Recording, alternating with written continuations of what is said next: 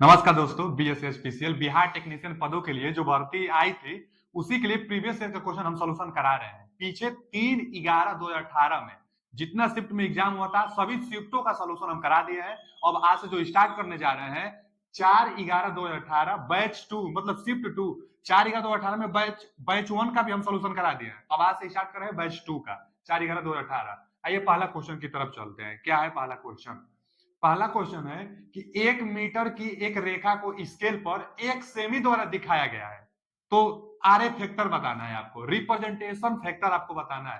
तो देखिए, जो रिप्रेजेंटेशन फैक्टर होता है इसके नाम से पता चला है कि रिप्रेजेंट करने वाला फैक्टर होता है। इसमें तो दिया रहेगा कि 5 मीटर को 10 सेमी से डिनोट किया जाता है, चाहे 1 मीटर को 1 सेमी से डिनोट किया जाता है। वो अपना पैमाना बनाकर दे देगा आपको। जैसे इसी क्वेश्चन में पैमाना बनाया है कि 1 मीटर को, पैमाना क्या बने कि 1 मीटर की एक रेखा को स्केल पर 1 सेमी द्वारा दर्शाया गया है। इसका प्रयोग कहाँ किया जाता है? तो ड्राइंग बनाते समय ना, जो आपको चार्ट पेपर मिलता है ड्राइंग बनाने के लिए, तो उसमें स्लॉट खींची गई होती है, 1-1 सेमी की स्लॉट बनाई गई होती है। अब उसी पर पैमाना मानकर उस डायग्राम को आपको बनाना होता है। इंजीनियरिंग ड्राइंग में बनाया जाता है, तो उस पर पैमाना एक माना जाता है। इस पर दिया भी है कि जो 1 मीटर होगा, 1 मीटर वह 1 सेमी के बराबर आप मानकर और उसके बाद आप जो डायग्राम बनाना है बना लीजिए, क्योंकि छोटे छोटे खाना होता है। अभी तो 1 मीटर दिया है, जो डायग्राम बनाना होता है तो 50 मीटर, 100 मीटर, 1000 मीटर की ऊंचाई पर सब होती है।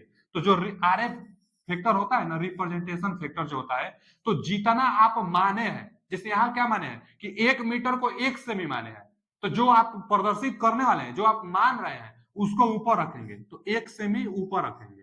अब बटा में जिसको आप माने हैं, जैसे 1 मीटर को 1 सेमी, जैसे इसको हम क्या लिखते हैं कि माना, लिखते हैं क्या कि माना, माना 1 मीटर बराबर 1 सेमी। तो 1 सेमी आप माने है ना, तो उसको ऊपर रखेंगे, और जितना को आप माने उसको नीचे रखेंगे, तो 1 मीटर को आप नीचे रखेंगे। अब मात्रक हमेशा सेम रखी जाती है, क्योंकि जो आर एफ फैक्टर होता है इसका कोई मात्रक नहीं आता है। तो सेमी में है तो नीचे भी सेमी में कर देंगे। तो एक सेमी है और नीचे सेमी में करेंगे तो 1 मीटर में 100 सेमी होता है, तो 100 कर देंगे। और सेमी सेमी तो कट जाएगा, 1 मीटर में 100 सेमी, सेमी सेमी कट जाएगा, तो 1/100 इसमें ऑप्शन 1/100। देखिए डी ऑप्शन दिखाई दे रहा है, तो D option is right answer. R F factor बस आप ध्यान दीजिएगा कि जितना आप मान रहे हैं ऊपर और जिसको मान रहे हैं नीचे कर देंगे तो आर एफ फैक्टर आ जाएगा।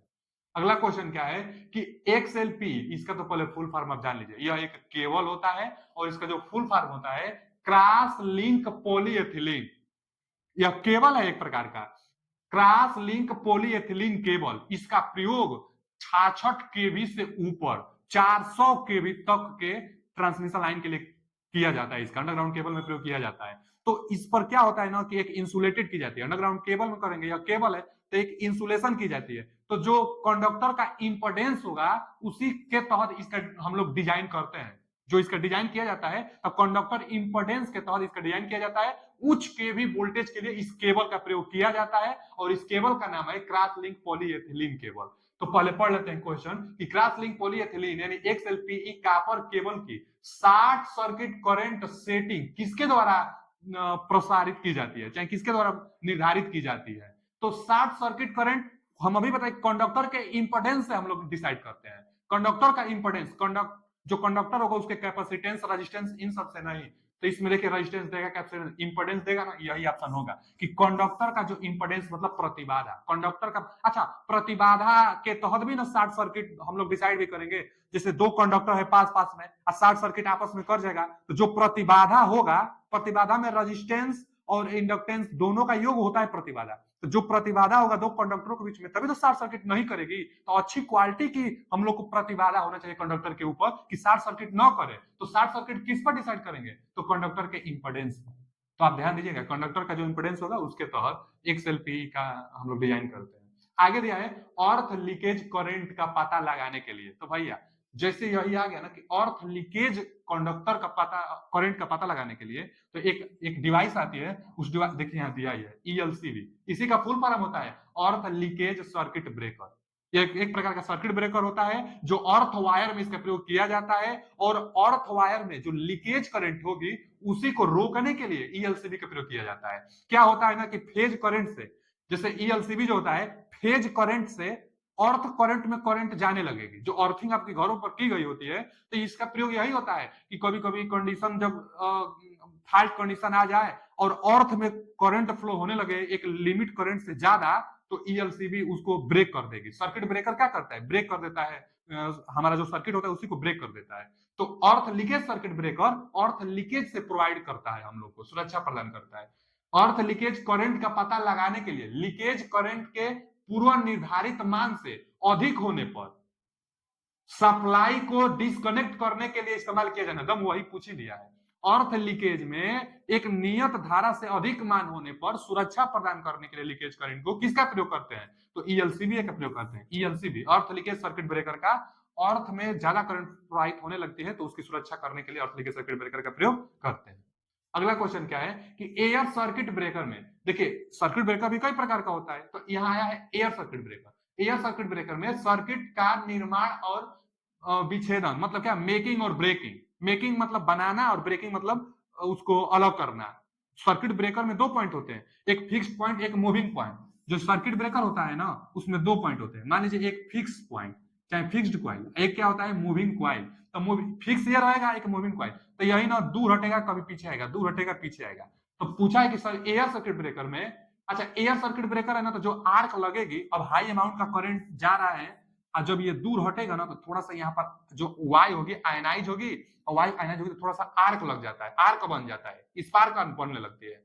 हाई अमाउंट का रहता है तो जान देखते हैं हम लोग की पूरा आग बढ़ने लगता है, तो आग को बुझाने के लिए बहुत प्रोसेस की जाती है। तो एयर सर्किट ब्रेकर में एयर का इस्तेमाल किया जाता है आग बुझाने के लिए। निर्वात जो इसमें अब एयर सर्किट ब्रेकर में जो एक वैक्यूम सर्किट ब्रेकर आता है, तो वैक्यूम मतलब क्या, वहां कुछ नहीं होता है, तो अपने आप ऑक्सीजन जब नहीं रहेगा तो अपने आप आग बुझेगी। फिर एयर ब्लास्ट आता है, तो वही एयर ब्लास्ट सर्किट ब्रेकर, जो एयर की ब्लास्ट की जाती है आग को बुझाने के लिए। फिर बहुत प्रकार से होता है, एक हार्न गैप सर्किट ब्रेकर होता है कि दूरी बढ़ती जाएगी तो रेजिस्टेंस बढ़ता जाएगा तो आर्क अपने आप बुझ जाएगा, तो बहुत प्रोसेस है। आयल सर्किट ब्रेकर भी होता है। तो एयर सर्किट ब्रेकर में मेकिंग और ब्रेकिंग मतलब बनाने और विच्छेदन करने के लिए किस माध्यम का प्रयोग होता है, एयर का प्रयोग होगा। आर्क को बुझाने के लिए किसका प्रयोग करेंगे एयर सर्किट ब्रेकर में, तो एयर का प्रयोग करेंगे। नंबर से पता चल रहा है कि एयर सर्किट ब्रेकर में एयर का इस्तेमाल किया जाता है। आगे क्या है, उस अधिकतम शक्ति को क्या कहा जाता है, मैक्सिमम पावर को क्या कहा जाता है, जो किसी फॉल्ट के अंतर्गत एक सर्किट ब्रेकर सुरक्षित रूप से बाधित कर सकती है। देखिए सर्किट ब्रेकर से रिप्चरिंग कैपेसिटी का परिभाषा ही पूछ दिया है।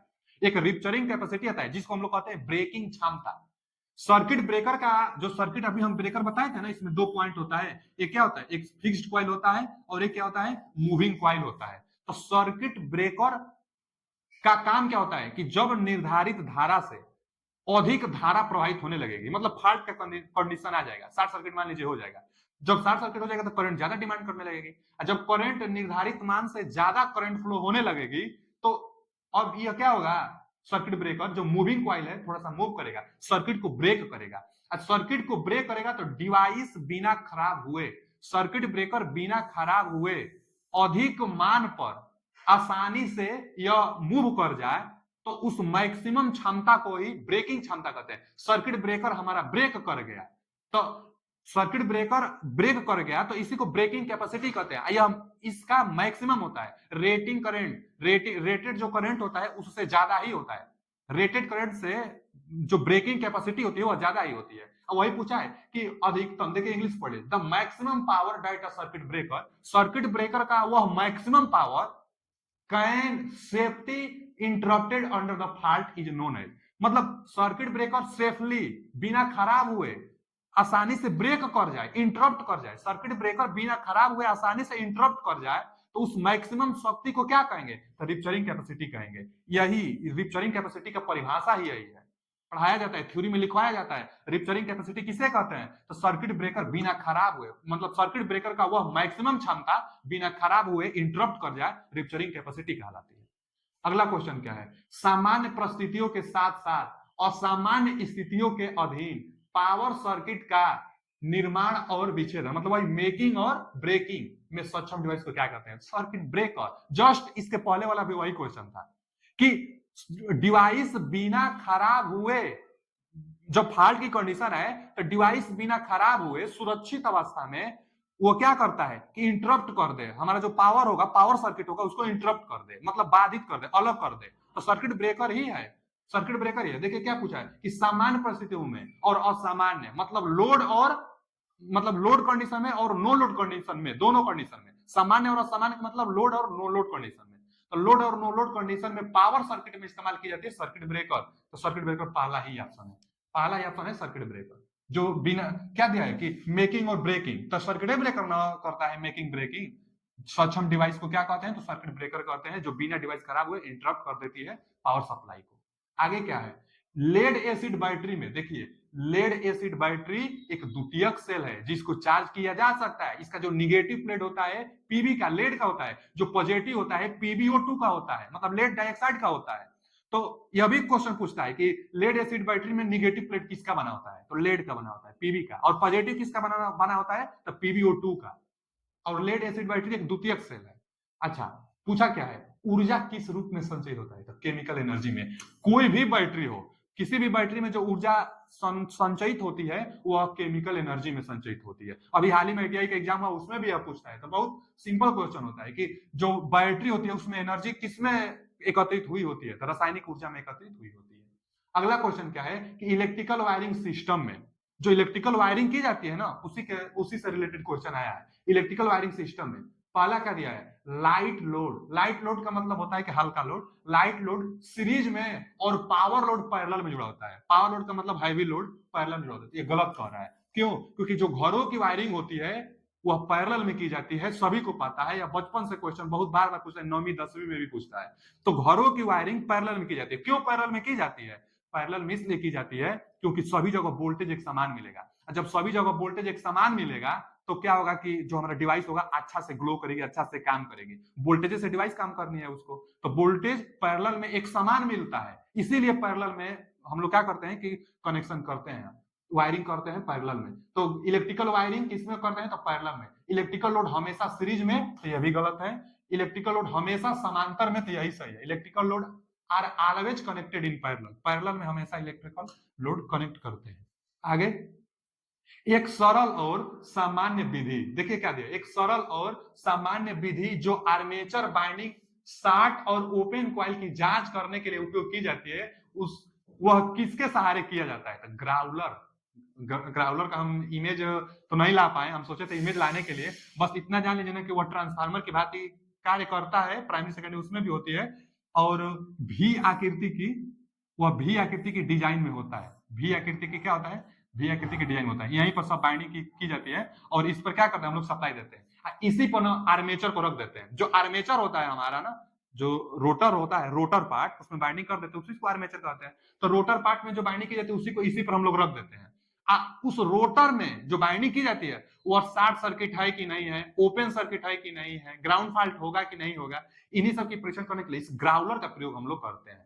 ग्राउलर, तो ग्राउलर क्या करता है, तो आर्मेचर बाइंडिंग की शॉर्ट सर्किट और ओपन सर्किट का परीक्षण करता है। अगला क्वेश्चन क्या है कि 128 स्लॉट वाले एक 8 पोल आर्मेचर बाइंडिंग के लिए 15 दांतों तक फैले हुए कॉइल को क्या कहा जाता है। तो देखिए पहले क्या दिया कि 128 स्लॉट वाले एक 8 पोल, तो जब स्लॉट दिया और पोल दिया है तो आप पोल पिच निकाल सकते हैं, तो पोल पिच निकाल लीजिए। पोल पिच बराबर, पोल पिच बराबर क्या होता है, टोटल स्लॉट बटा में पोलों की संख्या। पोल पिच का मतलब क्या होता है कि एक पोल से दूसरा पोल के बीच में कितना डिस्टेंस है, एक पोल से दूसरा पोल के बीच में कितना डिस्टेंस है, इसी को हम लोग क्या कहते हैं, पोल पिच कहते हैं। कैसे निकलेगा, तो टोटल जितना स्टेटर में स्लॉट होता है टोटल पोल से भाग दे दीजिए, तो टोटल नंबर ऑफ स्लॉट 128 और टोटल नंबर ऑफ पोल्स 8 दिया है, तो 16 बटे 128 यानी कितना होगा, 16 होगा। टोटल 16 आ रहा है, तो यही पोल पिच है। पोल पिच 16 है, यानी दो पोलों के बीच का डिस्टेंस कितना है, तो 16 मान लीजिए। यह कितना दिया है, 16। ये क्या हो गया, मान लीजिए नॉर्थ, यह हो गया साउथ। तो क्रमागत पोलों के बीच का डिस्टेंस पोल पिच होता है, और कितना दिया है, 16 दिया है। अब देखिए, और इसमें एक बात और दिया है कि क्वाइल स्पैनिंग ओवर 15 टीथ, यानी 15 टीथ दिया है, क्वाइल स्पैन दिया है, तो क्वाइल स्पैन 15 ही दिया है। माने जब हम बाइंडिंग करेंगे क्वाइल का, जब हम बाइंडिंग करेंगे तो 15 ही पर कर देंगे, यानी उससे कमे पर कर देंगे तो 60 हो जाएगा ना, इसलिए 60 कोडेड बाई 1 स्लॉट। 1 स्लॉट कितना, तो 60 कोडेड, चाहे 60 पिच बाइंडिंग इसको हम लोग कर सकते हैं। तो 60 पिच बाइंडिंग क्यों, क्योंकि जो क्वाइल स्पैन है, जो क्वाइल हम बनाएंगे, यह तो पोल पिच आ गया 16, जो क्वाइल बनाएंगे वो 15 ही पर बना देना है, 15 ही टीथ पर बना देना है। होना चाहिए 16 तीत, लेकिन हम बना रहे हैं 15 ही तीत पर, तो एक 60 न कर रहे हैं, तो कितना, देखिए 1 स्लॉट पिच क्या कर रहे हैं हम लोग, 60 कर रहे हैं। तो A option is right answer. आते हैं अगला क्वेश्चन की तरफ। जो अगला क्वेश्चन है कि आर्मेचर कॉइल का प्रतिरोध किसका उपयोग करके मापा जाता है। जो आर्मेचर कॉइल होते हैं, चाहे आर्मेचर जो बाइंडिंग होती है, वो उसका प्रतिरोध बहुत कम होता है। फील्ड बाइंडिंग का रेजिस्टेंस भले ज्यादा होगा, लेकिन जो आर्मेचर बाइंडिंग होगी, आर्मेचर का रेजिस्टेंस कम से कम होता है। और कम से कम प्रतिरोध मापने के लिए, जैसे जो आर्मेचर कॉइल होता है उसका प्रतिरोध कितना माना जाता है, 1 ओम के आसपास माना जाता है, 1 ओम से कम भी होता है। तो 1 ओम के आसपास चाहे 1 ओम से कम मेजर करने के लिए केल्विन डबल ब्रिज मेथड का प्रयोग करते हैं। इसमें दिया है केल्विन ब्रिज मेथड, तो यही B option is right answer. Armature का प्रतिरोध कम होता है और कम रेजिस्टेंस मापने के लिए केल्विन ब्रिज का प्रयोग किया जाता है। अगला क्वेश्चन है कि एक एसी सर्किट में, एसी सर्किट है, एसी सर्किट में एमीटर को उस सर्किट तत्व के साथ रखा जाता है जिसमें करंट को मापा जाना है। तो उस सर्किट में एमीटर को रखा जाता है जिसमें करंट को मेजर करना है, तो सीरीज में रखते हैं। जैसे मान लीजिए ना, यही बोला है कि एसी सर्किट में एमीटर को उस सर्किट तत्व के साथ रखा जाता है जिसमें करंट को मेजर करना है। इसी में मान लीजिए कि कितना एम्पीयर का करंट जा रहा है, तो एमीटर को इसी में रखेंगे, लेकिन कैसे रखेंगे, तो सीरीज में रखते हैं हम लोग। तो सीरीज में, हमेशा समांतर में तो गलत है, ऑलवेज इन सीरीज तो ठीक है, always in series only. Ammeter का प्रयोग हमेशा सीरीज में किया जाता है। एमीटर धारा मेजर करता है, एसी करंट एमीटर मेजर करता है। डीसी एमीटर भी होता है, लेकिन एसी एमीटर का प्रयोग करते हैं, इसका प्रयोग हमेशा सीरीज में करते हैं। एमीटर का प्रतिरोध कम से कम होना चाहिए, तब भी अच्छा मेजर करेगा। तो एमीटर का प्रतिरोध कम से कम। आइडियल एमीटर का प्रतिरोध 0। अगर पूछ देगा कि आइडियल एमीटर का प्रतिरोध कितना, तो 0, लेकिन आइडियल संभव नहीं है। तो प्रैक्टिकली एमीटर जो होता है, इनका प्रतिरोध कम से कम होना चाहिए। तो निम्न प्रतिरोध होना चाहिए, सीरीज में कनेक्ट करते हैं और धारा को मेजर करता है, धारा का मात्रक एम्पियर होता है। अगला क्वेश्चन क्या है कि यदि 6 पोल इंडक्शन मोटर के, क्या दिया है कि यदि 6 पोल इंडक्शन मोटर के स्टेटर की आपूर्ति की आवृत्ति 50 हर्ट्ज है, माने सप्लाई आप दे रहे हैं 50 हर्ट्ज की, और रोटर की आवृत्ति 2 हर्ट्ज है, और रोटर में भी आवृत्ति इंड्यूस होती है, तो रोटर की जो आवृत्ति है 2 हर्ट्ज है, तो स्लिप की प्रतिशत क्या है, स्लिप परसेंटेज पूछा है। तो देखिए ना, एक तो बहुत सिंपल, एक एकदम क्यूट सा एक संबंध आता है कि रोटर फ्रीक्वेंसी, इंडक्शन मोटर में आता है रोटर फ्रीक्वेंसी बराबर स्लिप गुणे फ्रीक्वेंसी, जो सप्लाई फ्रीक्वेंसी है, चाहे स्टेटर की जो फ्रीक्वेंसी है। मतलब यह भी कहा जाता है कि जो रोटर का फ्रीक्वेंसी होता है, वह दी गई फ्रीक्वेंसी का स्लिप गुना होता है, स्लिप गुना होता है, तो एसएफ होता है। ये फॉर्मूला सब लोग जानते होंगे। अब आगे क्या करना है हमको, इसी का सॉल्यूशन कितना आएगा, स्लिप परसेंटेज पूछा है, तो स्लिप परसेंटेज बताने के लिए रोटर फ्रीक्वेंसी दिया है ना 2 हर्ट्ज, तो 2 हर्ट्ज इसको रख देंगे। स्लिप परसेंटेज पूछा है, तो स्लिप को तो निकालना है, और सप्लाई फ्रीक्वेंसी कितना दिया है, तो 50 हर्ट्ज दिया है, आवृत्ति कितना है 50 हर्ट्ज है। तो स्लिप निकालने के लिए क्या करेंगे, 2/50, इसको कटा देंगे तो कितना आएगा 1/25। लेकिन स्लिप नहीं, स्लिप परसेंटेज में पूछा है, तो परसेंटेज के लिए क्या करते हैं 100 से गुणा, तो 100 से गुणा कर देंगे तो 25 चौका 100, 4%, 4%। C option is right answer. तो स्लिप 4%। बस एक फॉर्मूला जान लीजिए, यह फॉर्मूला कई बार इस फॉर्मूला को ट्रिक भी लगवा देता है। तो रोटर फ्रीक्वेंसी सप्लाई फ्रीक्वेंसी की स्लिप गुना होती है। आते हैं अगले क्वेश्चन की तरफ। जो अगला क्वेश्चन है कि घूमता हुआ एक 2 kilowatt 230 volt 50 hertz induction motor में 10.7 लैगिंग पावर फैक्टर और 60% की दक्षता है, एफिशिएंसी है, तो इसके द्वारा लिया गया करंट कितना होगा। करंट का मान पूछा है, इंडक्शन मोटर दिया है, अच्छा सिंगल फेज है क्योंकि 230 वोल्ट है, तो इफिशियंसी भी दिया है। तो फॉर्मूला है क्या आता है, इफिशियंसी बराबर फॉर्मूला क्या आता है, देखिए जो इफिशियंसी होती है आउटपुट बटा में इनपुट फॉर्मूला होता है। आउटपुट बटा में इफिशियंसी बराबर आउटपुट बटा में इनपुट। इनपुट क्या, V I cos phi, power factor भी तो दिया है ना 10.7 lagging power factor, input V I cos phi, output दिया है 2 किलोवाट। कैसे आउटपुट पता चला, तो बोला है कि ड्यूरिंग रनिंग और 2 किलोवाट, रनिंग कंडीशन में मोटर है, तो रनिंग कंडीशन में जो वाटेज दिया है यह आउटपुट होगा, तो मान भरते हैं। इफिशियंसी भी दिया है 60%, धारा का मान पूछा है ना, देखिए इसी को क्या लिख सकते हैं, आउटपुट बटा में इनपुट को क्या कहते हैं, वी आई कास फाई। धारा हमसे पूछा है, सब कुछ दिया है, बस मान भरना है। देखिए मान हम भर रहे हैं, मान भरना है ना, देखिए तो इफिशियंसी 60% दिया है, तो 10.6 लिखे, अच्छा है 60% को 60/100 लिख दे, वही बात है। आगे आउटपुट दिया है 2 किलोवाट, रनिंग कंडीशन में है 2 किलोवाट, तो 2 किलोवाट को वाटेज में कभी भी लिखा जाता है, तो 1000 से गुणा कर दीजिए, 2 किलोवाट है, यानी 2000 वाटेज हो गया। अच्छा, इनपुट अब कितना वोल्टेज दिया है 230 वोल्ट, तो 230 वोल्ट रख देंगे। आई का मान तो निकालना है, और पावर फैक्टर दिया है, पावर फैक्टर कितना दिया है 10.7 लगेगी, तो 10.7, 10.7। अच्छा, बहुत लोग बोलेंगे क्या सर कर्ण 3 से गुणा नहीं करेंगे, तो नहीं करेंगे, क्योंकि 3 फेज होता है तब ना किया जाता है, 3 फेज तो है नहीं, या 230 वोल्ट यानी सिंगल फेज है। आगे आई का मान बस निकाल देना है। तो आई का मान निकालने के लिए देखिए आई बराबर क्या होगा, आई बराबर यहाँ ये तो 2000 वाटेज हो जाएगा ऊपर, तो 2000 रहने दीजिए। अब बाटा में क्या होगा, अब आई यहाँ, अब बाकी, अच्छा ये 100 भी है, तो ये 100 उधर हो जाएगा, तो गुणे हम 100 लिख दे रहे हैं यहाँ पे, आई यहाँ जाएगा और ये उधर जाएगा। अच्छा चलिए ठीक है, तो 100 का इधर गुणा हो जाएगा, 100 का इधर गुणा, आई यहाँ और 60 इसके बटा में, 60 इसके बटा में, ये क्या है 230 पहले से है और 10.7 यहाँ है। अब देखिए इसी को कटाना है, ये 2 जीरो से तक कट जाएगा, 1 जीरो, ये 2 जीरो, और ये 1 जीरो, और ये 2 जीरो, ऊपर 2000 बचा, और नीचे ये 7 छक 42, देखिए आगे हम बढ़ा देते हैं, 2000 बाटा में ये 7 छक 42, एक अंक पर दशमलव भी लगेगा, तो 7 छक 42, यहाँ पर क्या दिया है 0.7 दिया है, ये 6 दिया है, तो 7 छक 42, 4.2, और अभी 23 बचा है, 23 बचा है। इसी को 2000 में जब भाग देंगे तो कितना रहा है 20.7 आ रहा है, 20.7, धारा निकाल रहे हैं तो एम्पियर, 20.7 दिया है नहीं, तो 20.4 दिया है, तो यही इसका ऑप्शन हो जाएगा, डी ऑप्शन, लगभग में 20.4, 7 आ रहा है लेकिन 20.4 ऑप्शन, तो D option is a right answer. आते हैं अगले क्वेश्चन की तरफ। अगला क्वेश्चन क्या है, अगला क्वेश्चन है कि एक 6 पोल 3 phase star connected induction motor 600 volt 50 hertz पर चलता है, ठीक है जी, 600 वोल्ट पर और 50 हर्ट्ज पर चलता है, 3 फेज दिया भी है, स्टार कनेक्टेड है। इसमें प्रति फेज 0.04 ओम का रोटर प्रतिरोध है, और प्रति फेज 0.5 ओम का स्टैंड स्टील प्रतिघात है। एक्स का मान दिया है कितना, तो 0.5, और रेजिस्टेंस का मान दिया है 0.04। मोटर की वह गति क्या है जिस पर टार्क अधिकतम होता है। अच्छा जी, रोटर स्पीड पहले तो पूछा है, देखिए रोटर स्पीड बताने के लिए फॉर्मूला आपको पता होना चाहिए, क्या होगा फॉर्मूला रोटर स्पीड का, तो रोटर स्पीड बराबर होता है 1 माइनस एस गुणे एन एस, सिंक्रोनस स्पीड और 1 minus S, 1 minus S, S क्या है स्लिप है। अब पूछा इसमें है कि जिस पर अधिकतम टार्क हो, मैक्सिमम टार्क पर रोटर की स्पीड बताइए, यानी स्लिप वही रखिए जो मैक्सिमम टार्क पर आती है।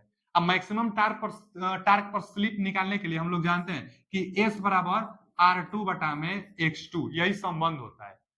R2 बटा में X2 क्या होता है, एक संबंध होता है स्लिप, मैक्सिमम स्लिप निकालने के लिए। चाहे इसी को ऐसे भी हम लोग समझते हैं कि जो R2 होता है, जो R2 होता है स्लिप गुणे X2, या मैक्सिमम टार्क का कंडीशन होता है, तो यहीं से R2 भी दिया है, कितना दिया है कि 0.04 ओम प्रतिरोध, और X भी दिया है 0.5 प्रतिघात, 0.5 प्रतिघात दिया है, तो प्रतिघात दिया है, रेजिस्टेंस दिया है, तो स्लिप निकाल लेंगे, यही है मैक्सिमम टार्क का कंडीशन, तो जो स्लिप आएगा यहाँ रख देंगे, निकल जाएगा हमारा रोटर का स्पीड, तो हम लोग इसको निकाल लेते हैं। तो देखिए यहाँ से मान हम भर देंगे, यहीं से ना मान भरेंगे, तो एस बराबर R2 बटा में X2, मान भर देंगे, तो R2 का मान कितना दिया है, R2 दिया है 0.04, 0.04, और X2 कितना दिया है 0.05, 0.05।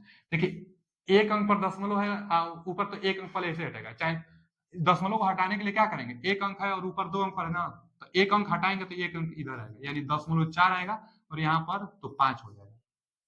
अच्छा, दशमलव के बाद तो जीरो, हम लोग चाहेंगे तो जितना उतना भी बढ़ा सकते हैं, 2 अंक पर ऊपर दशमलव है ये, तो पहले भाग दे लेंगे या 2 अंक पर दशमलव हम लगा देंगे, तो एस का मान कितना आएगा अगर भाग देंगे तो 5 8 है 40, 8 बार में तो कट जा रहा है, 5 8 है 40, 8 बार में कट जाएगा, लेकिन 2 अंक पर दशमलव है ना, तो 2 अंक पर दशमलव लगाने के लिए एक जीरो बढ़ाकर यहाँ दशमलव लगा देंगे, यही आ रहा है स्लिप, मैक्सिमम स्लिप यही आ रहा है, मैक्सिमम टार्क के लिए जो स्लिप आएगा यही, अब बस यही स्लिप यहाँ रख देंगे, मैक्सिमम टार्क के लिए यही शर्त था, इसलिए जो स्लिप आया मैक्सिमम टार्क के लिए स्लिप आया, यहाँ पर वही स्लिप रख देंगे, तो मैक्सिमम टार्क पर रोटर का स्पीड मिल जाएगा हमको, तो मान भर देंगे 1 माइनस 0.08 गुणे सिंक्रोनस स्पीड चाहिए, कितना पोल है 6 पोल, तो 6 पोल के लिए 1000 आरपीएम होता है, निकाल भी लेंगे हम लोग, कैसे निकालेंगे 120 एफ बटा में पी, यही होता है सिंक्रोनस स्पीड निकालने का फॉर्मूला, 120 एफ बटा पी, 6 पोल के लिए 1000 आरपीएम आता है, याद हो जाना चाहिए, तो 1000 आरपीएम 6 पोल के लिए, मान भर देंगे।